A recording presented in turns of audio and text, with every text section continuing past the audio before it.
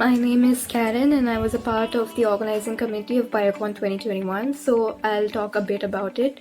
So BioCon was basically this 2-day science conference which took place on the 27th and 28th of February.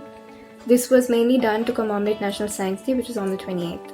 So we had more than 7 speakers. All of them were members of our society.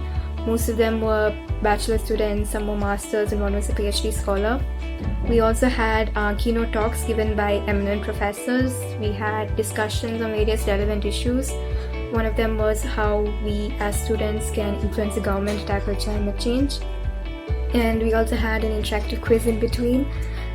So what we wanted to do was create a space for science enthusiasts to come together, celebrate science, share their knowledge and interact with each other. And we called upon members of our society to step up and give talks in order to do the same. So we hope that you enjoy it as much as we at TBS enjoyed organizing it.